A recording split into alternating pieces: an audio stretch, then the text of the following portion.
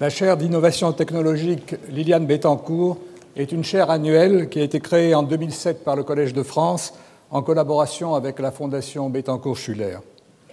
J'ai le plaisir de saluer la présence parmi nous aujourd'hui à l'occasion de cette leçon inaugurale, Madame Bettencourt-Meyers et Monsieur Meyers. Le Collège de France invite chaque année, donc, dans le cadre de cette chaire, une personnalité scientifique pour y donner un cours sur un aspect majeur de l'innovation technologique. Il peut s'agir de l'élaboration de nouveaux procédés industriels issus de recherches fondamentales, du transfert du savoir scientifique aux applications industrielles ou de la création d'entreprises de type start-up permettant de commercialiser ces applications. Pour ne citer que quelques exemples, des liens essentiels tissés entre l'élaboration de la connaissance scientifique et des applications qui bien souvent ont révolutionné notre vie quotidienne. Les précédents titulaires de ces chaires nous ont parlé de recherche sur les médicaments, de révolution numérique, de nouveaux procédés de diagnostic industriel ou médical, de nanotechnologie et d'innovation biomédicale. Aujourd'hui, c'est donc de l'élaboration des matériaux dont Yves Bréchet va nous parler en introduction à son cours intitulé « La science des matériaux, du matériau de rencontre aux matériaux sur mesure ». L'importance des matériaux nouveaux qui sont apparus et développée depuis un siècle dans notre vie quotidienne est évidente, qu'il s'agisse des semi-conducteurs qui sont essentiels à l'électronique, des fibres optiques et des verres, des composants de l'automobile ou de l'aéronautique, des métaux utilisés dans les centrales nucléaires ou des objets nanométriques développés pour les applications biomédicales. La mise au point d'un matériau nouveau passe par l'étude de ses propriétés, la compréhension de sa structure et l'élaboration de méthodes efficaces pour les préparer. C'est un domaine évident où recherche fondamentale et appliquée sont étroitement imbriquées. C'est également un domaine interdisciplinaire par excellence, puisque cela demande à la fois des compétences du physicien, du chimiste, voire du biologiste, sur le plan fondamental, et celles de l'ingénieur pour conduire de la recherche aux applications. Au Collège de France, qui est une institution qui pratique par excellence la pluridisciplinarité, plusieurs chaires récentes se sont intéressées ou s'intéressent actuellement au problème des propriétés de nouveaux matériaux sous l'angle de la recherche fondamentale. Je rappellerai que Pierre-Gilles de Gennes a été un des pionniers de la physique des cristaux liquides et des polymères. Jacques Livage est un des pères de la chimie douce, cherchant à fabriquer des matériaux bio-inspirés sur le modèle de ceux que la nature élabore à basse température, comme les coquilles des animaux marins. Et Antoine Georges est actuellement titulaire d'une chaire qui s'intéresse à la structure de matériaux complexes, telles les fameuses céramiques aux propriétés supraconductrices à haute température, qui posent encore des problèmes théoriques non résolus aux physiciens. C'est dire que le Collège de France est l'endroit idéal pour accueillir une chaire d'innovation technologique s'intéressant à la façon dont les recherches fondamentales sur ces matériaux cruciaux pour le développement de notre mode de vie finissent par aboutir à des applications et à des utilisations concrètes. Yves Bréchet, vous êtes certainement le scientifique idéal pour occuper cette chaire et nous parler des nouveaux matériaux sous les différents angles que j'ai évoqués. Ancien élève de l'école polytechnique, vous avez été orienté vers la science des matériaux par notre collègue Yves Quéré. Vous avez obtenu votre doctorat de l'université Joseph Fourier de Grenoble, où vous êtes devenu professeur avant de devenir membre de l'Institut universitaire de France. Votre spécialisation dans le domaine de la modélisation des matériaux et plus particulièrement des métaux et des alliages, vous est venu d'un goût prononcé pour l'interdisciplinarité et de votre volonté de combiner la recherche fondamentale avec une vision d'ingénieur. Vos travaux ont eu comme point commun d'extraire des questions industrielles les verrous scientifiques essentiels qui nécessitent une recherche fondamentale pour progresser dans le développement de matériaux de plus en plus performants. Théoricien et spécialiste de modélisation numérique, vous êtes toujours resté en contact étroit avec les expérimentateurs et les ingénieurs. Votre notoriété, qui vous a valu d'être nommé comme conseiller scientifique de nombreuses entreprises industrielles privées et d'établissements de recherche publique, a été reconnue en 2010 par votre élection à l'Académie des sciences. Vos études sur le vieillissement des matériaux, en particulier celui des métaux qui sont utilisés dans la construction des centrales nucléaires, ont été particulièrement appréciées par le CEA. C'est sans doute l'une des raisons de votre nomination en septembre dernier comme haut commissaire à l'énergie atomique. Il s'agit là d'un poste de très grande responsabilité auquel vous avez accédé après que le Collège de France vous ait proposé d'occuper cette chaire donc d'innovation technologique. Et nous vous sommes particulièrement reconnaissants d'avoir maintenu votre engagement à effectuer cet enseignement malgré les grandes responsabilités que vous devez maintenant assurer. Donc je suis heureux de vous donner la parole pour cette leçon inaugurale. Merci.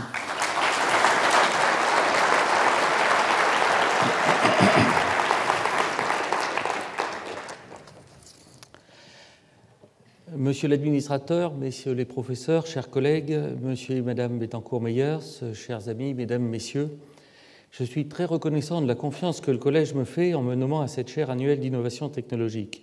Et je suis conscient de l'honneur qui m'est fait et intimidé par la charge. Il est intimidant d'avoir à enseigner à tous la science en train de se faire dans quelque discipline que ce soit. D'être à ma connaissance le premier métallurgiste invité depuis 1530 à le faire ne fait rien pour détendre l'heureux élu. La chaire Liliane Bettencourt sur l'innovation technologique est un pari audacieux de rapprocher la science en train de se construire de la technologie en train de se faire. Quand Pierre-Louis Lyons a prononcé mon nom, il ajoutait à cette singularité dans le paysage académique français le fait de demander à un scientifique des matériaux, discipline qui n'existe pas en France en tant que telle, et qui plus est des matériaux de structure, matériaux si familiers qu'on les considère habituellement comme une donnée de notre quotidien et non comme un objet de recherche, et circonstance aggravante à un métallurgiste, discipline dont on parle quand il s'agit de repeindre en verre les hauts fourneaux de Florange. Il pensait sans doute au mot de Bourdieu qui disait « Je crois que le collège sacralisait les hérétiques ». Ma tâche ce soir est de vous convaincre que les matériaux de structure en général et les alliages en particulier sont une formidable source d'innovation technologique et une mine de questions scientifiques profondes. Je ne vous cache pas que je suis particulièrement impressionné d'avoir à donner cette leçon inaugurale. Il est rare, sauf cas de schizophrénie avancée, de donner des cours au rayon de sa bibliothèque. C'est pourtant cette étrange sensation que j'ai eue en regardant la liste de mes illustres confrères. Soit que j'ai suivi leurs cours ou appris la physique et la chimie dans leurs livres, comme pour Philippe Nozière, Claude Cohen-Tanouji ou Jean-Marie Laine, soit que j'ai eu à les fréquenter dans des comités d'évaluation, comme Pierre-Louis Lyons ou Jacques Livage, soit que j'ai eu une admiration profonde pour leurs travaux, pour ceux qui sont de ma génération, comme Marc Fontcave, Clément Sanchez, Stanislas Dehaene ou Jean-Marie Tarascon. Ou enfin, parce que depuis mon adolescence, je me suis nourri de leurs livres sans les avoir jamais rencontrés en personne, comme Jean Delumeau, Jacques Bouvresse, Paul Venn, Jacques Gernet, Yves Bonnefoy, François Jacob, Emmanuel Leroy-Ladurie. Je serais heureux si, à l'issue de cette leçon inaugurale, j'ai pu leur rendre, en leur parlant d'une discipline qui n'est pas la leur, un peu du plaisir que j'ai eu à profiter de leur fréquentation livresque. Alors, le thème de cette leçon inaugurale, la science des matériaux, du matériau de rencontre au matériau sur mesure, je l'ai conçu comme une visite dans l'ensemble des matériaux, d'une part, et dans l'ensemble des cours qui vont suivre cette leçon inaugurale. Alors, on va juste commencer par ce simple diagramme. Alors, je ne vous demande évidemment pas de le lire, sinon on n'en sortira pas. Vous savez, comme moi, qu'on parle des âges des matériaux, en commençant par l'âge de pierre, l'âge du cuivre, l'âge du bronze, l'âge de fer, l'âge de l'acier. On peut penser que le XXe siècle aura été, la première moitié du XXe siècle aura été l'âge des polymères, et peut-être peut-on penser qu'on est dans l'âge du silicium. Les révolutions technologiques sont rendues possibles par le développement des matériaux et des ressources énergétiques. On pourrait construire de la même manière un âge du four avec différents types d'énergie qui permettent d'élaborer les matériaux. Une chose qui est importante, c'est de retenir que l'on ajoute au menu des matériaux plus que l'on ne remplace. C'est-à-dire que le monde des matériaux s'enrichit au fur et à mesure de l'histoire de l'humanité. Alors, le monde des matériaux, on a coutume d'avoir trois grandes familles: la famille des métaux et alliages, la famille des verres et céramiques, la famille des polymères et élastomères, ce à quoi vous pouvez rajouter les matériaux naturels, dont je vous parlerai en fin de leçon, et les mousses, qui sont des matériaux assez particuliers, qui sont de la matière plus rien. Ces différents matériaux peuvent se marier ensemble et donner des matériaux composites. Si je regarde ce diagramme-là, ce qui fait que tel ou tel matériau est dans telle ou telle bulle, dans tel ou tel ensemble, c'est la liaison chimique qui lie les atomes entre eux. Alors, on doit se poser la question de ce que nous dit la liaison chimique, mais ça n'est pas tout. Il faudra aussi se poser la question de ce que nous dit l'ordonnancement des atomes. Et vous verrez qu'une des caractéristiques de l'étude des matériaux, et notamment des matériaux de structure, est ce que nous dit les défauts dans cet ordonnancement. Alors voilà ce qui va nous servir de ligne de lecture, de fil rouge dans l'ensemble des cours, c'est partir du matériau de rencontre, c'est-à-dire la manière dont on était lié aux matériaux au tout début de notre histoire, et aller vers où on en est maintenant, qui est la logique du matériau sur mesure. Et cette évolution, au cours du temps, traduit une exigence de multifonctionnalité croissante, mais voit aussi apparaître de plus en plus l'importance de la modélisation comme outil de fabrication d'idées ou de fabrication de matériaux. Alors, le plan de la leçon inaugurale sera le suivant. Je vais d'abord commencer par une étude rapide de l'évolution dans les usages des matériaux, et on va essayer de passer du savoir-faire à la science. Ensuite, je vous parlerai des stratégies de développement de matériaux à haute performance, et vous allez voir ce que j'entends par matériaux à haute performance.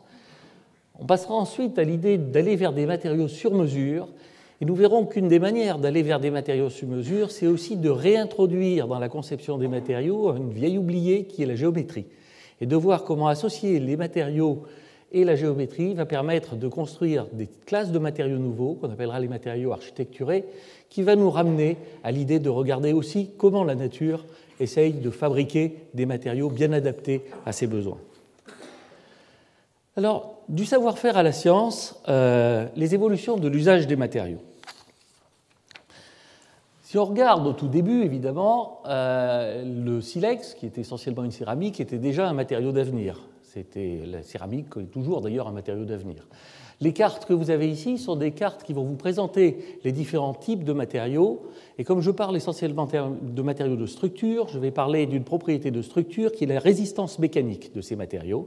Et on va mettre sur l'autre axe la densité. Ces axes sont logarithmiques pour vous montrer les différents ordres de grandeur dans lesquels on se trouve. Donc, le matériau silex, c'est le matériau qu'on trouve en se baissant. On le trouve ou on ne le trouve pas d'ailleurs. On peut penser à tous les matériaux naturels. Vous voyez ici, dans les métaux qu'on trouve à l'époque préhistorique, vous n'avez qu'un métal parfaitement inutile et d'un manque d'intérêt total qui est l'or, qui a l'énorme avantage d'exister à l'état natif. Si on va à l'étape suivante, si on regarde la période romaine, donc vous voyez, on est à peu près à l'époque de Jules César, on voit que les Romains étant les princes de la construction, on voit se développer beaucoup les céramiques et les verres, et quelques métaux nouveaux qui ne sont plus des matériaux à l'état natif, qui sont des matériaux à partir de l'oxyde du métal, on le réduit pour obtenir le métal. Si je continue ma progression dans le temps, arrivons à la fin du Moyen-Âge. La fin du Moyen-Âge, le Moyen-Âge, du point de vue de la science des matériaux, a été très peu innovant en termes de matériaux nouveaux. Par contre, il était extrêmement innovant en termes d'utilisation des matériaux, en termes de mise en œuvre des matériaux. Alors, je vous ai mis ici 3 cathédrales, la cathédrale de Reims, la cathédrale de ma ville natale, Clermont-Ferrand, et une église en bois de Norvège. Le thème que j'aurais envie de dire, c'est qu'on fait comme on peut avec ce qu'on a, essentiellement. Et suivant le type de pierre qu'on a, suivant le fait qu'on a de la pierre ou du bois, on va utiliser le matériau qui est disponible.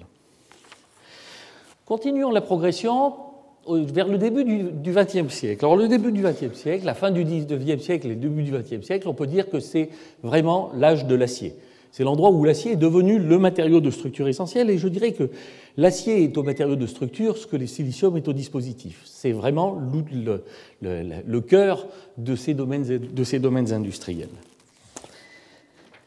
Si on va un petit peu plus loin, jusqu'au milieu du XXe siècle, on peut dire que le plastique est apparu. C'est-à-dire en même temps qu'on faisait une civilisation du pétrole comme moyen de transport, comme énergie pour le transport, on faisait aussi une civilisation des produits dérivés du pétrole, des polymères. Et on voit apparaître ces polymères comme des matériaux nouveaux dans ce panorama. Et là maintenant, on va arriver aujourd'hui. Aujourd'hui, vous voyez, c'est tout simplement, ça a explosé. Il y en a partout. Vous avez des métaux très variés, vous avez des céramiques, vous avez toute cette classe de matériaux qui sont les mousses, mousses de polymères, mousses de métaux, mousses de céramique. Vous avez évidemment tout ce qui est l'infinie variété des polymères et des élastomères, et en fait aussi les composites que l'on peut faire en ayant des renforts soit particulaires, soit fibreux à l'intérieur de ces matériaux. Alors là, on se trouve devant une situation où, au fur et à mesure qu'on a rempli l'espace des matériaux, on paye le prix de ce qu'on a obtenu, c'est-à-dire qu'on est placé devant l'embarras du choix. On est obligé de choisir le meilleur matériau possible pour un cahier des charges donné. Donc la situation actuelle, en ce qui concerne les matériaux de structure, c'est à peu près 50 à 80 000 matériaux disponibles pour l'ingénieur, à peu près 3 000 procédés de fabrication et de mise en œuvre. Une autre caractéristique, c'est qu'on a une situation qui est hautement compétitive entre les différentes classes de matériaux. Vous regardez n'importe quel domaine applicatif, regardez l'emballage, regardez l'automobile, regardez l'aviation, vous avez des compétitions absolument féroces entre les différentes classes de matériaux. Vous avez en même temps des exigences accrues dans les cahiers des charges. Et enfin, vous avez des nouvelles demandes de la société qui conduisent à avoir une force motrice de développement amplifiée. Donc vous allez pouvoir trouver là les demandes de sûreté, les demandes de santé, les demandes d'environnement. Donc on est devant une situation où à la fois on a enrichi l'ensemble de notre menu de choix, mais on se trouve confronté à l'embarras du choix. Alors, je voudrais juste faire un énoncé ici. Je pense qu'après une décennie idéologique de ce qu'on a appelé le fabless, on fait une industrie où on ne fabrique rien, les matériaux apparaissent maintenant comme un acteur majeur dans l'innovation technologique. Ce sont les matériaux qui rendent les choses possibles ou qui les condamnent à rester à l'état de rêve.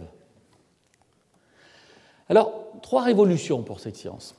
3 révolutions de base.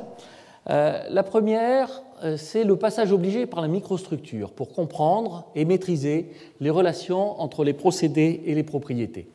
Donc, le leitmotiv ici, l'idée sous-jacente, c'est la chimie ne dit pas tout. La composition d'un matériau ne nous donne pas l'ensemble de ses propriétés. Le deuxième point, c'est le rôle central des défauts microscopiques dans le comportement macroscopique. Les matériaux sont un peu comme les êtres humains, ils sont intéressants essentiellement par leurs défauts.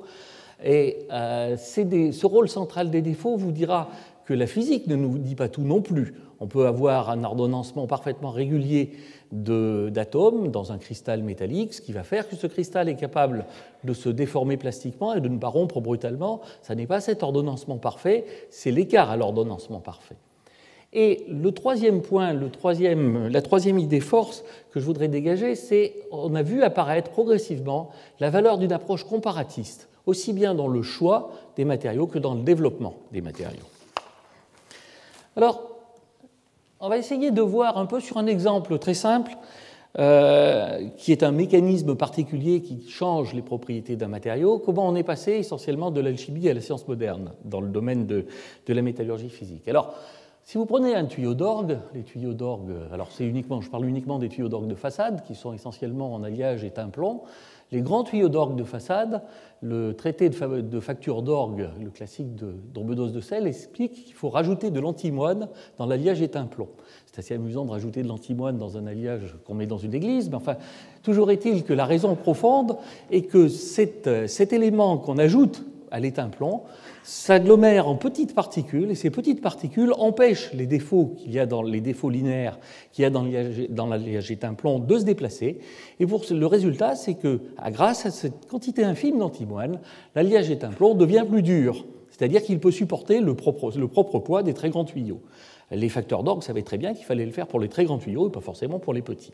Alors évidemment, ils n'avaient pas la moindre idée de la raison pour laquelle ça se passait comme ça. Je vous ai donné une relecture du phénomène ici. Alors, il se trouve que cette connaissance, qui relevait à la fois de la tradition et de l'alchimie, on l'a redécouverte dans le domaine des alliages aéronautiques, où le même phénomène physique dans un autre alliage, qui sont des alliages base d'aluminium, et on l'a découvert un peu par hasard, conduit à avoir des alliages d'aluminium plus durs que de l'aluminium pur. L'aluminium pur est d'une mollesse effroyable. Des alliages plus durs que de l'aluminium pur et qui sont la base de toutes les familles d'alliages aéronautiques qu'on a pu avoir depuis. Alors, toujours est-il que là aussi, on ne savait pas forcément quelle était la raison. Mais d'une certaine manière, on avait une approche un peu plus systématique. Alors, ce qui a permis de voir quelle était la raison, ça a été de développer des méthodes de caractérisation, donc à l'origine des méthodes de caractérisation par rayons X, mais des méthodes de caractérisation aussi par microscopie électronique à transmission, et qui ont permis d'aller voir à l'intérieur de ces alliages métalliques comment se distribuaient les différents types d'atomes. Et on a pu voir des structures extrêmement fines qui sont à l'échelle nanométrique. Chaque fois que vous prenez un avion, vous volez dans du nanomètre. Vous avez des nanomatériaux dans le renfort des pneumatiques sur lesquels vous roulez. Cette échelle-là, très fine, est la raison pour laquelle on durcit ces matériaux par un traitement thermique. Alors, ce qu'on a vu là, c'est voir apparaître la métallurgie moderne. Et la métallurgie moderne, la métallurgie physique moderne, est une discipline relativement récente. Les choses dont je suis en train de vous parler se sont développées essentiellement pour ce qui est des concepts et pour ce qui est des compréhensions expérimentales. Les bases ont été jetées dans les années 30, 40, 50. Et essentiellement, je pense qu'on continue à écrire des notes en bas de page de ces idées très intéressantes qui se sont développées à ce moment-là. Mais vous allez voir que les notes en bas de page sont assez riches et prennent une bonne partie de la page maintenant. Alors, ça nous amène à la science des matériaux. Alors, je ne veux pas oublier la métallurgie, parce que la science des matériaux de structure est d'une certaine manière une émanation de la métallurgie moderne. Et cette science des matériaux se trouve être une discipline intermédiaire. Serge Haroche l'a dit tout à l'heure, c'est une discipline intermédiaire entre les différentes disciplines fondamentales. On ne sait jamais si quelqu'un qui fait de la science des matériaux est physicien, chimiste ou mécanicien, et en fait, il est les trois à la fois sans être réductible à aucune de ces trois disciplines. Et c'est aussi une discipline intermédiaire entre le comprendre pour comprendre des sciences fondamentales et le comprendre pour faire des sciences appliquées. Donc c'est ce domaine-là que je vais essayer de regarder pendant les 8 cours qui suivront. Alors, regardons d'abord les stratégies de développement des matériaux à haute performance. Et ce que je vais faire, c'est introduire progressivement l'ensemble des cours et leur articulation logique. Alors, par matériaux à haute performance, j'entends des matériaux qui remplissent bien leur fonction. Vous pouvez avoir des matériaux à haute performance dans les canettes de Coca-Cola, vous pouvez avoir des matériaux à haute performance dans un bloc moteur d'une voiture. C'est des matériaux qui font le meilleur usage possible de la matière pour remplir une fonction. Alors reprenons notre petit fil rouge, donc du matériau de rencontre au matériau sur mesure. Je vais essayer de vous parler d'abord de l'atome au composant, c'est-à dire de la modélisation multi-échelle. D'une certaine manière, ce sont les outils modernes de ce qu'on appelle l'alloy design, c'est-à-dire concevoir un alliage et un traitement thermomécanique d'un alliage pour un panel de propriétés données.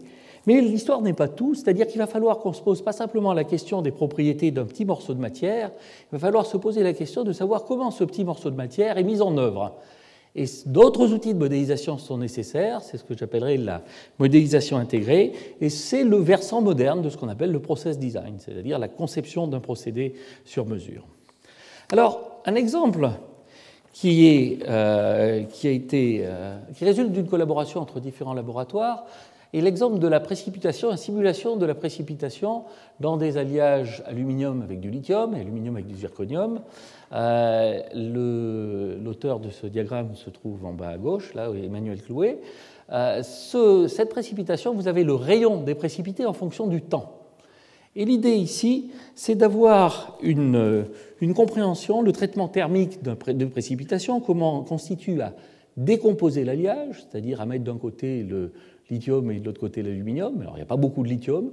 Quand on met un peu de lithium en paquet, ça a plutôt tendance à s'ordonner. Donc, on va non seulement décomposer, mais aussi ordonner les différents amas. Ces amas vont empêcher les défauts linéaires de bouger, c'est-à-dire qu'on va avoir pour résultante le durcissement de l'alliage. Et là, c'est justement parce que ça se passe comme ça qu'on a vraiment envie de le contrôler. Alors, le contrôler, ça veut dire qu'on a envie de comprendre. Et pour comprendre ça, eh bien, on comprend bien les choses quand on commence à regarder ce qui se passe au niveau atomique, parce que c'est là où on a la maîtrise de la chose, où la phénoménologie ne vient pas masquer la physique qu'on veut mettre dedans. Donc ça, ce sont des simulations de Monte-Carlo cinétique que vous avez à gauche, qui permettent d'avoir les premiers points de rayon en fonction du temps. Vous avez aussi une étape de modélisation qui serait plus au niveau mésoscopique. C'est de la dynamique d'amas.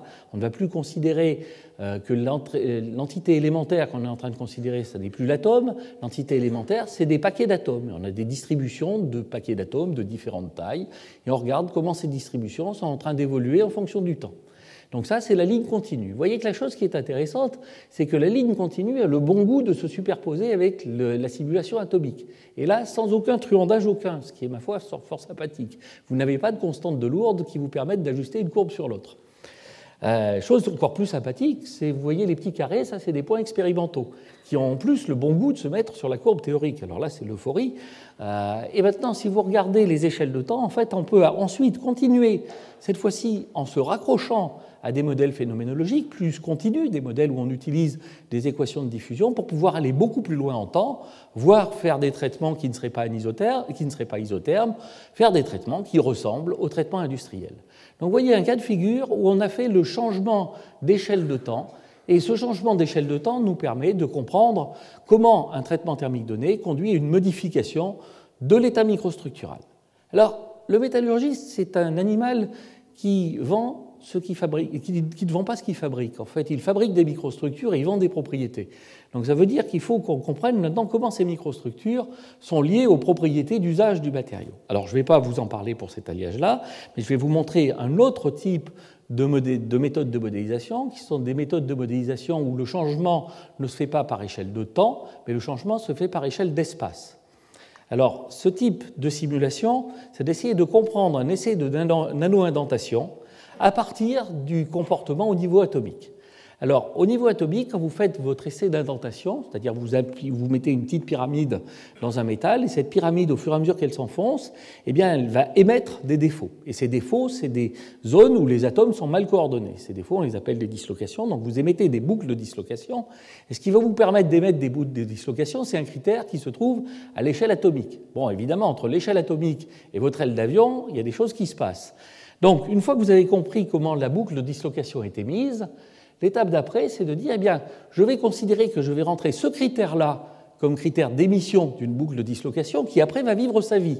Mais elle ne vit pas sa vie toute seule, elle vit sa vie avec tout un ensemble d'autres boucles de dislocation. Donc là, vous avez à comprendre le comportement collectif d'un ensemble de défauts linéaires.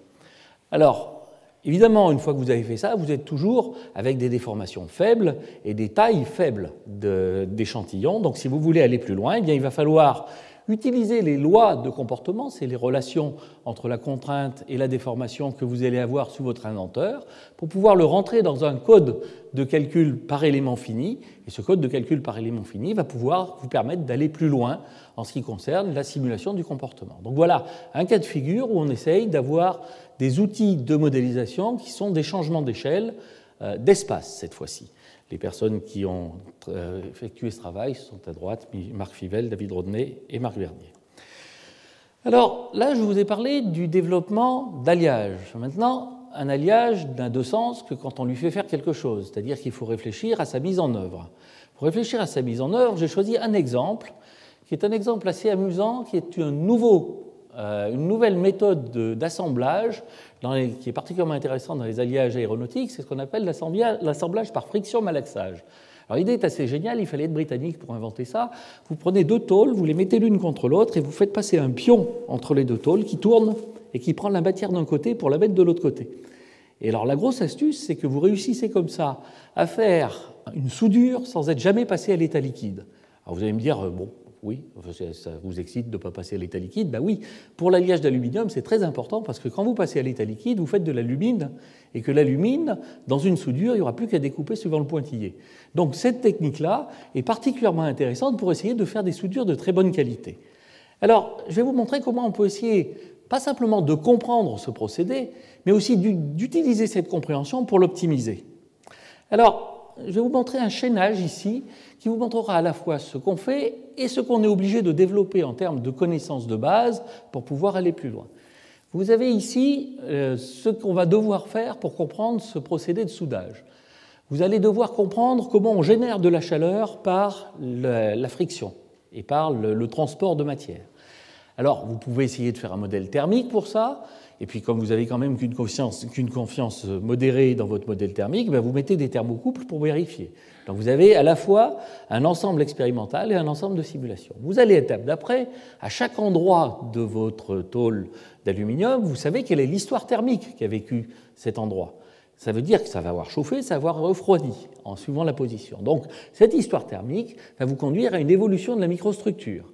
Cette évolution de la microstructure, vous pouvez la comprendre par des modèles du type de celui que je vous ai présenté tout à l'heure, qui va vous dire à tel endroit, on a telle fraction volumique de précipité et telle taille de précipité. Ça, c'est un modèle de précipitation. Eh bien, ce modèle de précipitation, on va aussi regarder d'un point de vue expérimental si ce qu'on fait est raisonnable par des techniques d'observation microstructurale.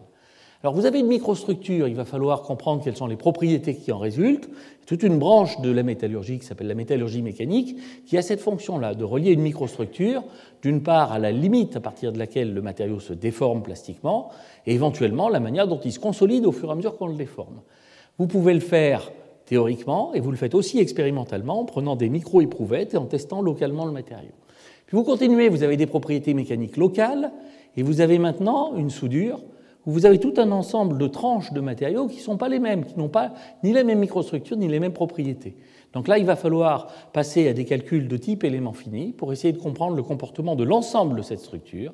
Et vous allez le faire par un calcul qui relève, là cette fois-ci, on avait commencé par parler à des physiciens, on termine en parlant à des mécaniciens. Eh bien, pour faire cette approche-là, vous pouvez le coupler avec des méthodes de corrélation d'images, c'est-à-dire vous regardez comment se déforment localement différentes places de la soudure. Alors ça, c'est un travail de longue haleine. Vous sentez pourquoi on fait ça? Ce qui m'intéresse, c'est les propriétés globales, et ce dont j'ai la maîtrise, c'est les paramètres du procédé.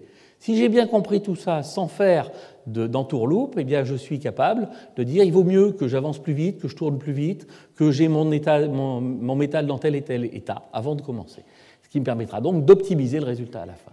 Alors, c'est ce que j'appellerais de la modélisation intégrée, à part que on ne sait pas tout. Donc ça nous a conduit à un moment de dire, eh bien, pour comprendre la consolidation au fur et à mesure que le matériau se déforme, eh bien là, il a fallu développer des modèles supplémentaires de métallurgie mécanique qui n'existaient pas, qui sont la manière dont les dislocations, les défauts linéaires, s'accumulent à l'intérieur d'un matériau polyphasé.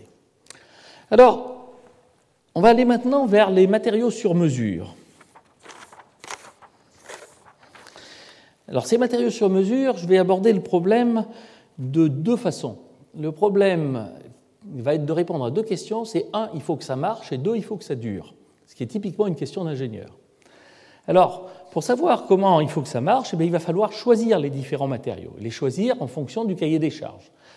J'ai rajouté une petite boîte, il y aura un cours qui sera consacré à cela, un cours qui sera consacré au problème d'éco-conception, c'est-à-dire de concevoir une structure de façon à la rendre la plus respectueuse possible de l'environnement. Et après, j'essaierai de vous montrer comment se pose la question de savoir est-ce que ce que j'ai fabriqué va être capable de durer. Il y a très peu d'outils, d'objets de l'ingénieur qui ne sont pas faits pour durer. Donc c'est une question qui est centrale à toute la démarche de l'ingénieur en matériaux. Alors, les problèmes de choix de matériaux. Essentiellement, on part de tous les matériaux et de tous les procédés possibles, et vous voyez qu'on doit choisir en même temps les matériaux et les procédés. On va commencer par faire un filtre, c'est-à-dire dire en fonction des propriétés, en fonction de la température à laquelle le système doit fonctionner, en fonction du milieu dans lequel il fonctionne, il y a des matériaux qui ne vont pas du tout être adaptés. Et de la même manière, en fonction de la taille d'un composant que je dois pratiquer, je ne vais sûrement pas faire la tour Eiffel par déposition à l'échelle atomique en phase vapeur. Donc, je vais avoir une première étape qui va être d'éliminer un certain nombre de choix. Cette deuxième étape, après, une fois qu'on a des choix admissibles, il va falloir les classer. Alors, on va les classer de deux manières. Pour ce qui est des matériaux, on va les classer vis-à-vis de leur performance vis-à-vis du cahier des charges. Pour ce qui est des procédés, on va les classer vis-à-vis de leur coût vis-à-vis du cahier des charges. Donc ça va nous donner un sous-groupe de matériaux et de procédés qui sont admissibles et qui sont classés. Et puis la troisième étape, ça va être de dire, j'ai quelques solutions qui sont possibles, eh bien je vais me renseigner pour savoir si je peux effectivement le faire. Alors, les méthodes de choix de matériaux, là ce que je viens de vous dire, ça relève du pur bon sens, les méthodes de choix de matériaux sont à peu près une histoire d'à peu près 15 ans de progrès continu. Les derniers développements, donc l'équipe de Cambridge a été particulièrement active là-dedans, ont conduit à avoir des logiciels de sélection des matériaux, des logiciels de sélection des procédés, des modules d'estimation des coûts, des outils d'éco-audit sur les objets, on fait une éco-audit pas sur un matériau mais sur un objet, des bases de données sur mesure. Ça, c'est ce que je dirais qui est accessible à tout le monde. Et puis évidemment, il y a tout un aspect qui consiste à essayer de faire des développements sur mesure, ça veut dire capture de l'expertise, de l'étude de cas, de logique floue, des algorithmes génétiques. Et ça, les gens avec qui on parle à ce niveau-là, c'est des gens, des spécialistes d'informatique, d'intelligence artificielle, où il y a tout un monde à découvrir pour les gens des matériaux. Alors, quelques idées clés. La comparaison entre les matériaux doit être effectuée le plus tôt possible dans la procédure de conception. Elle doit être aussi ouverte que possible en termes de matériaux. La comparaison doit reposer sur une définition aussi claire que possible d'un cahier des charges fonctionnel. Les requêtes qui impliquent explicitement une durée de vie sont généralement des problèmes système, c'est-à-dire quand on se pose la question de la tenue en l'environnement, c'est un matériau dans une géométrie donnée, dans un milieu donné. Le couplage entre le choix des matériaux, l'optimisation des formes et le choix des procédés est une question essentielle. Et en fait, la dernière chose, c'est que la procédure de sélection doit être à la fois itérative et hiérarchisée. Alors, juste un exemple, voilà un avion qui n'est pas de la toute première modernité, mais vous pouvez, pour les différentes pièces, dire quelle est la combinaison de propriétés qui est pertinente. Ça va être la limite d'élasticité divisée par la densité qui vous dit que je vais faire une pièce qui doit être à la fois solide et légère. Alors, après, on va utiliser des bases de données qui vont faire apparaître les matériaux sur ce genre de carte. Et puis vous allez sur ces cartes-là, en coordonnées logarithmiques, regarder tous les matériaux qui ont la même performance. Ça, c'est pour une pièce qui est en traction, qui est rigide et qui est légère. Tous les matériaux qui sont sur la même ligne vont avoir la même performance vis-à-vis de cette requête. Si vous avez une pièce qui n'est pas en traction, mais qui est en flexion, c'est cette ligne-là qui va être la ligne équiperformance. Donc vous sentez bien que ce que je suis en train de vous expliquer est effectivement très simple par rapport à un vrai problème industriel. Maintenant, si vous vous dites qu'on a les moyens de traiter ça avec un très grand nombre de requêtes, de pondérer ces différentes requêtes, de faire du choix multicritère, vous sentez qu'on commence à avoir des guides d'aide au choix. Alors, un dernier mot en ce qui concerne les problèmes de bilan écologique. Alors ça, c'est très à la mode, et comme toutes les choses qui sont à la mode, il est souhaitable de le regarder calmement. Alors, si on regarde le problème du bilan écologique d'un objet, une chose qui est importante, c'est de savoir, par exemple, pour les émissions de CO2 ou pour la consommation d'énergie, quelle est la part qui vient du matériau, quelle est la part qui vient de la manufacture, quelle est la part qui vient du transport et quelle est la part qui vient de l'usage. Prenez un avion, l'essentiel de la consommation d'énergie d'un avion, c'est pendant qu'on le fait fonctionner. Si vous vous posez la même question pour un parking, le parking, c'est le matériau qui est essentiellement l'essentiel du contenu énergétique. Et maintenant, si vous vous posez la question sur une maison, eh bien, vous avez à la fois, pour la consommation énergétique, quelque chose qui va relever des matériaux qu'on utilise et quelque chose qui va relever de l'usage de la maison. Alors, quand on le dit comme ça, c'est tout simple, mais ça vous permet de dire que si je veux véritablement faire quelque chose d'intelligent en termes écologiques pour les avions, ce qu'il faut que je fasse, c'est que j'allège les structures. Si je veux faire quelque chose d'intelligent pour le parking, ce qu'il faut que je fasse, c'est que je trouve un matériau qui a un moindre contenu énergétique, puisque je ne le déplace pas. Et si je veux faire quelque chose d'intelligent pour les maisons, eh bien, il faut que je travaille à la fois sur l'énergie que j'utilise dans la maison et sur l'énergie que j'utilise pour construire la maison. Alors ça, c'est des choses qui sont en cours de développement et qui conduisent à essayer de rajouter sur ces différents critères quelque chose qui est une exigence de plus en plus prégnante, qui est l'exigence du respect de l'environnement. Alors, je vais maintenant vous parler de la durabilité des matériaux. C'est pas simplement un problème de matériaux, c'est un problème de système. Et je vais vous donner un exemple de ça. C'est un exemple qui est issu de l'aéronautique. Prenez une hobe de turbine. Une hobe de turbine, c'est dans un moteur d'avion, c'est un outil qui est extrêmement performant. Si vous voulez augmenter la performance d'un moteur jusqu'à ce qu'une Assemblée nationale nous vote une autre loi que la loi de Carnot sur l'efficacité énergétique, on ne peut guère qu'augmenter la température des moteurs. Augmenter la température des moteurs, comme dans toute machine thermique, ça va conduire à avoir des exigences sur les matériaux, qui est d'augmenter la durabilité vis-à-vis de sollicitations mécaniques à haute température et la durabilité vis-à-vis d'une atmosphère oxydante. Alors, là, je vais me tirer une balle dans le pied, c'est-à-dire pour vous avoir dit que les matériaux étaient absolument centraux dans la question, eh bien, je vais vous montrer qu'ils sont centraux, mais pas tout seuls. Donc voilà une carte, qui n'est pas si ancienne que ça, sur l'évolution des différents matériaux. Alors c'est des évolutions en termes de composition, c'est des évolutions en termes de microstructure aussi, et qui conduisent à des températures de fonctionnement des moteurs sous une contrainte donnée qui est de plus en plus élevée. Donc voilà, grosso modo, quand on voit ça, le métallurgiste triomphe, il dit, vous voyez, j'ai considérablement amélioré l'efficacité des moteurs. Et puis si on met ça un petit peu en perspective, et qu'on voit un peu plus vers les années où on se trouve maintenant, bien vous voyez que l'augmentation de température de fonctionnement des moteurs est beaucoup plus que l'augmentation de température de fonctionnement des matériaux des moteurs. Ça veut dire quoi? Ça veut dire qu'on a gagné énormément simplement en ayant des systèmes qui permettent de refroidir et des barrières thermiques.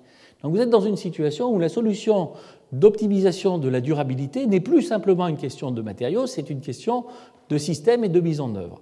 Alors quand même, c'est un cours sur les matériaux que je fais, donc je vais quand même vous dire que les matériaux ont quelque chose à dire là-dessus. Et ce que les matériaux ont à dire là-dessus, c'est développer des barrières thermiques, ça c'est un diagramme qui est du René Mevrel à l'ODERA, développer des barrières thermiques sur un superalliage, c'est un vrai problème de matériaux. Et vous voyez la multitartine qu'on va obtenir, où on va avoir des barrières contre l'interdiffusion, un réservoir d'aluminium qui nous fait une couche de protection contre l'oxydation. Il va falloir avoir une couche d'adhésion compatible avec l'alumine, tout ça sur un isolant thermique. Et évidemment, il faut que tout ça, ça résiste à l'érosion. Donc vous imaginez la tartine de multicouches qu'on est obligé de faire. Donc ça veut dire que le problème est un problème de système, mais la solution est une solution qui est une solution de procédés et de matériaux. Alors, je pense que vous auriez été déçus vu ma nouvelle fonction, que je ne parle pas du tout, au moins, enfin que je ne parle pas un tout petit peu du nucléaire quand même. Alors, je vais vous parler un tout petit peu du nucléaire dans ce que je vais appeler les conditions extrêmes. Il y aura un cours et un séminaire qui sera consacré à cela. Quelles sont les spécificités scientifiques de la science des matériaux en environnement nucléaire? Alors, c'est Georges Martin qui m'a appris ça, il y a pas mal d'années maintenant. Les effets de l'irradiation, c'est probablement ce qui peut arriver de pire à un matériau solide. Parce qu'on secoue toutes les briques élémentaires, on secoue tout ce qui fait qu'un matériau est un matériau. Vous allez perturber l'ordre atomique en créant des défauts de structure, vous allez perturber la chimie, éventuellement en faisant des transmutations, et vous allez perturber le transport des atomes en les forçant à bouger et en les secouant en permanence. Donc ça veut dire intrinsèquement, la science des matériaux en environnement nucléaire, ça doit par nature être une science multi-échelle, parce que le dégât arrive au niveau atomique et le résultat arrive au niveau de la cuve. Donc vous avez de l'atome à 10 mètres de haut. C'est une science multi-échelle et c'est évidemment aussi une science où on doit faire des changements d'échelle de temps, alors entre la picoseconde et le millénaire, voire beaucoup plus, quand on se pose la question de savoir comment les déchets vont pouvoir être confinés. Donc cette discipline-là voit un rôle clé des simulations numériques et une autre caractéristique, c'est que les études expérimentales sont à la fois importantes et difficiles, ce qui veut dire coûteuses, ce qui veut dire qu'il faut en permanence se convaincre qu'il faut les faire. Alors, les matériaux en ambiance nucléaire, c'est un défi, d'aucuns diraient un cauchemar. Vous avez à peu près tout. Vous avez une sollicitation mécanique qui peut être couplée à une sollicitation en température, qui peut être couplée à une irradiation, le tout dans un milieu qui n'est pas forcément chimiquement très sympathique, et vous arrivez au summum qui est la corrosion sous contrainte assistée par l'irradiation, qui peut occuper des métallurgistes pendant des décennies, d'ailleurs ça le fait. Donc, maintenant, on va revenir vers l'étape suivante. Là, pour l'instant, je vous ai parlé de différentes classes de matériaux et de la manière dont on avait appris comment ils se comportaient pour apprendre comment les améliorer. Je vais terminer maintenant en vous parlant du retour de la géométrie, des matériaux architecturés aux matériaux bio-inspirés. Alors, les matériaux architecturés multifonctionnels, c'est ce qui est tout à fait en haut de la colonne. On va essayer de faire des matériaux sur mesure. Alors, qu'est-ce que j'appelle matériaux architecturés? Alors, c'est un peu byzantin. Il y a toujours des gens qui vont se demander est-ce qu'un matériau architecturé, c'est ou ça n'est pas un composite? Bon, la manière de poser la question, c'est de dire c'est des matériaux pour lesquels la répartition de matière se fait à une échelle comparable à l'échelle du composant et permet de remplir des requêtes qui seraient contradictoires pour un matériau unique. Les associations de matière, de géométrie et de topologie sont autant de leviers d'optimisation. Donc, c'est quelque chose qui est un peu intermédiaire entre le matériau et l'objet. Alors, je vais juste vous donner un exemple de matériau architecturé. C'en est un que j'aime beaucoup, c'est celui-là. C'est le fil électrique, parce qu'évidemment, il doit conduire l'électricité, donc ça vous impose plus ou moins de faire un métal. S'il n'était pas isolant, je serais mort. Donc ça veut dire qu'il faut qu'il y ait un isolant, et ça serait particulièrement bête de mettre le métal dehors et l'isolant dedans, donc la topologie est importante. Et si j'avais fait simplement ça bêtement, eh bien j'aurais pas fait un câble, j'aurais fait une canne. Donc pour pouvoir faire un câble, j'aurais rajouté la flexibilité intrinsèquement contradictoire avec la liaison forte qu'on a dans les métaux. Donc ça veut dire qu'il faut qu'on joue avec la géométrie pour avoir cette flexibilité. Eh bien là, vous avez un exemple prototypique d'un matériau architecturé. Alors, est-ce un matériau, est-ce une structure? On peut passer des lustres à discuter ça, et puis on peut aussi se dire, je vais essayer de l'optimiser. Alors, ça nous amène à un certain nombre de choses en termes d'échelle. Alors là, j'ai fait ces échelles-là en ayant en tête des applications structurales, mais on peut avoir la même démarche en ayant en tête des applications dans le domaine des circuits intégrés, par exemple. Donc parlons des applications structurales. Le carré vert à gauche, enfin pas le carré, si je vous parle de géométrie en appelant ça un carré, on est mal parti. Bon. L'hexagone à gauche, c'est des échelles en dessous du micron, c'est l'échelle de la microstructure. C'est le domaine privilégié de la métallurgie physique, ça. Puis l'échelle à droite, l'hexagone rouge, c'est l'échelle de la superstructure. Regardez la tour Eiffel, c'est une manière particulièrement intelligente d'utiliser la matière en faisant des poutres qui ont des sections particulières, qui sont rangées de manière particulière pour monter le plus haut possible avec un minimum de matière. Alors ce que je voudrais simplement vous faire passer comme message, c'est qu'il y a une zone intermédiaire qui est soit une zone où on va avoir un gradient de microstructure, qui veut dire aussi un gradient de propriété, et qui se trouve, on va l'étaler sur des distances qui sont grandes devant l'échelle de la microstructure, mais qui sont comparables à l'échelle du composant dans lequel on le fait. Et je vais avoir de l'autre côté quelque chose qui va être d'essayer d'organiser la matière, éventuellement de l'organiser avec du vide, par des matériaux qu'on va appeler des matériaux hybrides, qui va être d'essayer d'importer au niveau disons, de l'ordre du millimètre, d'importer des idées qui viennent de la mécanique des structures. Alors, quelques idées. Je vais juste prendre la dernière, par exemple. Une géométrie particulière. Vous voulez faire une pièce dans un matériau qui est intrinsèquement fragile. Vous voulez faire une pièce de grande taille. Alors une manière de faire ça, c'est d'appliquer la stratégie de gribouille, c'est-à-dire pour pas que ça casse, vous le cassez déjà. C'est-à-dire que vous allez prendre des blocs et vous allez débrouiller pour que ces blocs soient à une géométrie donnée de façon à ce qu'ils se bloquent les uns les autres quand, par exemple, on va faire une flexion sur cette plaque-là. Alors quand vous faites ça, l'avantage, c'est que vous pouvez faire ça avec un matériau qui est très fragile. La fissure ne va se propager que dans un seul bloc. Donc en préfragmentant le bloc, vous avez créé un matériau qui peut être à la fois un matériau fabriqué, alors c'est un matériau entre guillemets, fabriqué avec un constitutif fragile, mais qui a une certaine tolérance au dommage. Alors en prime de ça, c'est que suivant la manière dont vous le tenez sur les bords, vous allez avoir quelque chose de plus ou moins rigide. Donc vous avez un matériau que vous pouvez d'une certaine manière adapter à la fonction. Donc, ce domaine intermédiaire entre la métallurgie et la mécanique, pour ce qui est des matériaux architecturés, je l'ai appelé 3 points d'interrogation. C'est peut-être ça, entre autres, la science des matériaux. Alors, quelques exemples de ces matériaux architecturés. En voilà un qui est obtenu par un traitement thermique, tout ce qui est de plus classique, sur un acier. Et l'idée, c'est de faire un matériau qui est dur dedans et mou dehors, et qui est plus tolérant aux dommages. Alors, quand vous regardez ça, c'est là que ça va m'amener progressivement à regarder des matériaux naturels, cette fois-ci. Quelque chose qui est dur, mou, dur, c'est exactement la structure de la dent. Vous pouvez fissurer l'émail, et si ça se débrouille bien, la fissure ne va pas se propager à l'intérieur de la dent parce qu'elle va patiner dans la zone molle juste en dessous, qui est la zone de la dentine. Donc là, l'idée, c'est peut-être de faire des dents en acier. Enfin, non pas des dents en acier, mais j'appelle ça un acier dentaire. Voilà maintenant un autre exemple. C'est un travail qui avait été fait à l'ONERA avec tout un ensemble de thésards. C'était de dire, on veut essayer d'absorber le bruit d'un avion. Le bruit, c'est une onde de pression dans du gaz, l'air. Pour pouvoir absorber ce bruit, eh bien, il faut essentiellement que le gaz pénètre. Donc il vous faut un matériau poreux. Maintenant, pour qu'il pénètre, il faut que ce soit un matériau poreux à porosité ouverte. Manque de chance, les matériaux poreux à porosité ouverte ne sont pas bons mécaniquement. Donc il vous faut un matériau poreux à porosité fermée. Donc là, vous n'êtes pas bien. Et donc vous faites un matériau qui est poreux à porosité ouverte et fermée. Ça veut dire que vous empilez des sphères creuses. Et ce matériau-là, eh bien, vous pouvez essayer de le concevoir sur mesure en faisant du calcul, cette fois-ci, faisant des calculs d'absorption acoustique. Et le paramètre qui est important, c'est, vous avez un certain nombre de paramètres géométriques, la taille des billes, l'épaisseur des billes, la taille des cols, la fraction volumique de billes, et c'est ça qui va vous permettre de dire, pour tel spectre de bruit, voilà l'assemblage de matériaux que je vais devoir faire. Alors, celui-là sur la fiche, vous l'avez peut-être vu, c'est un matériau que j'aime beaucoup, c'est la mécanique du Scotch-Brit. La mécanique du Scotch-Brit, c'est des laines d'acier. Ces laines d'acier sont compactées. Ça, c'est la microstructure que ça présente, qui est très, très amusante. Enfin, c'est des espèces de copeaux qu'on a mis ensemble. Et on a envie de comprendre les propriétés mécaniques de cette chose-là. Alors, vous pouvez faire des choses compliquées, vous pouvez faire des choses simples. Là, les choses simples, c'est de dire, c'est essentiellement des poutres qui sont en train de s'appuyer les unes sur les autres, et qui sont en train de fléchir sous la force que j'applique de l'extérieur. Donc, ce que j'ai besoin de savoir, c'est quelle est la rigidité de chaque poutre et quel est le nombre de contacts. Alors, je peux faire une modélisation purement géométrique, je constate que ça ne marche pas. Par contre, ce que je peux me dire, où est-ce que ça ne marche pas, ce n'est pas dans les mécaniques, c'est dans la géométrie. Donc, on va aller compter le nombre de contacts.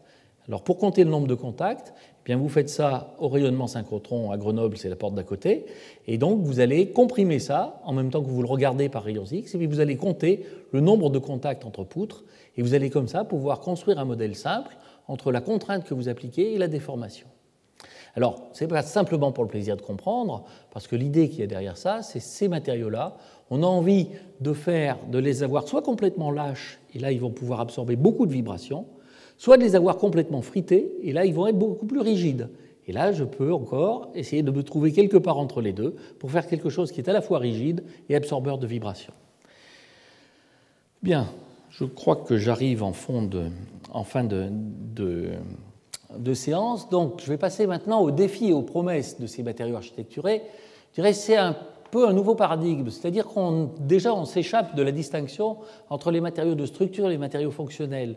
Et les exigences des nouveaux cahiers des charges font qu'on demande de plus en plus aux matériaux d'avoir une première fonction qui est structurale, mais éventuellement avoir des capteurs qui permettent de voir si c'est dégradé. Donc de plus en plus, on demande des choix qui sont multifonctionnels. C'est au-delà de la distinction entre le matériau et le composant. Vous avez vu, je dis, c'est pas très bien si on est dans un composant, une structure ou dans un matériau. Et c'est au-delà de l'identification entre la performance et la propriété. Les matériaux architecturés, c'est un domaine qui est ouvert en ce sens que là, je juste esquissé ce qu'on pouvait essayer de faire, mais se pose la question de l'optimisation des formes avec toutes les méthodes algorithmiques qui permettent d'avoir des outils d'optimisation. La question de la co-sélection des matériaux. Quand je veux avoir plusieurs matériaux ensemble, quel est l'algorithme de sélection qui va me permettre de marier plusieurs bases de données?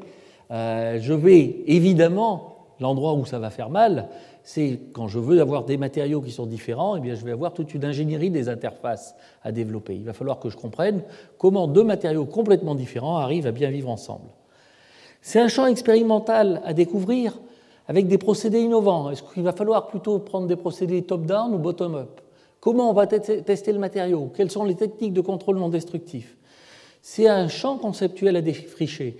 Quelle approche de milieu continu pour un matériau architecturé où la distribution de matière se fait à des échelles qui ne peuvent pas être oubliées vis-à-vis de la structure? Le problème d'une architecture, quand j'ai une échelle, c'est bien, mais si on regarde tous les matériaux de structure naturelle, eux, leur caractéristique, c'est d'avoir beaucoup d'échelles emboîtées. Comment je traite ce problème-là? Je peux aussi regarder des problèmes qui sont liés aux problèmes d'actuateurs et de capteurs. Un des séminaires portera là-dessus. C'est une nouvelle stratégie dont on a besoin pour réaliser des matériaux sur mesure. Alors on termine par le Graal, les matériaux bio-inspirés. Je dis bien bio-inspirés, je dis pas biomimétiques. Matériaux bio-inspirés, la différence fondamentale entre ce que fait l'ingénieur et ce que fait la nature, c'est que l'ingénieur il suit un plan et que la nature il suit un code. Ça c'est très schématique, c'est un point de vue d'ingénieur, mais en tout cas ça veut dire que on a réussi à voler quand on a arrêté d'imiter les oiseaux. Donc je crois que c'est très très important de ne pas considérer que c'est une manière d'arrêter de réfléchir. Alors ce que je veux simplement vous montrer, c'est qu'on a une tentation. La tentation, en mettant ça dans une nutshell, c'est que la nature a relativement peu de briques élémentaires. Elle est un peu obligée. Au-dessus de 42 degrés, les choses se passent très mal. Donc ça veut dire qu'elle est plus ou moins contrainte à utiliser des matériaux organiques et à utiliser des matériaux qui sont issus des solutions ioniques. Et ça, elle est quasiment obligée de le faire. D'autre part, les choses poussent, donc ça vous amène naturellement à regarder des structures fibreuses ou des structures poreuses. Si vous regardez l'ingénieur, donc ça veut dire que la nature a réussi à avoir des matériaux d'une infinie variété en jouant non pas sur la variété des briques, mais en jouant sur la variété des architectures, de la manière dont elle les distribue. L'ingénieur est dans la situation un peu inverse. Il a accès à toute la table de Mendeleïev. Et Dieu sait qu'il ne s'en est pas privé, il s'est même permis d'en rajouter. Mais avoir accès à toute la table de Mendeleïev, il n'a pas la même variété des architectures et des microstructures. Donc l'idée simple, c'est de dire si je marie ces deux variétés, ça serait une avancée majeure dans le domaine des matériaux. Mais il faut évidemment adapter les principes, c'est-à-dire ne pas essayer de copier, mais regardez, par exemple, dans tous les matériaux naturels, on réduit la taille des phases fragiles. On essaye de plus en plus de faire des interfaces diffuses. On fait des architectures qui sont hiérarchiques. Il y a des processus autoguérissants. Est-ce qu'on peut s'inspirer de ces choses-là pour développer des matériaux artificiels qui est, d'une certaine manière, une bio-inspiration? Maintenant, ça, c'est l'ingénieur qui va reparler en moi. C'est comment, la question que je me pose, c'est comment les produire vite, en grande quantité et à bon marché. D'où la question, est-ce qu'il faut que je les produise par des techniques de bottom-up ou par des techniques de top-down? Mon ami Clément Sanchez produit des matériaux biomimétiques en partant de la molécule et des atomes. Il me semble qu'il y a une autre voie possible, pas forcément pour les mêmes applications, qui consisterait à partir du niveau macroscopique et de voir comment je peux assembler des architectures comme ça. La conclusion, une vue d'ensemble du cours. Le leitmotiv, c'est résoudre les contradictions résultant de cahiers des charges de plus en plus contraignants en essayant de faire ce chemin du matériau de rencontre au matériau sur mesure. Ça nous a amené donc à regarder de l'atome au composant, la modélisation multi-échelle, la modélisation intégrée, le choix des matériaux et des procédés avec l'art du compromis, la durabilité des matériaux, y compris dans des conditions extrêmes, l'éco-conception comme une composante importante des problèmes de choix, les matériaux architecturés multifonctionnels et terminer dans l'optique des matériaux bio-inspirés. Alors, je voudrais juste terminer en parlant de la science utilisée ou la science à construire. Je vous ai parlé de 3 stratégies pour développer des matériaux innovants. Une stratégie qui s'appuie sur les microstructures, une stratégie qui s'appuie sur les architectures, une stratégie qui s'appuie sur les combinaisons. Il y a de très très nombreux problèmes ouverts de nature très fondamentale.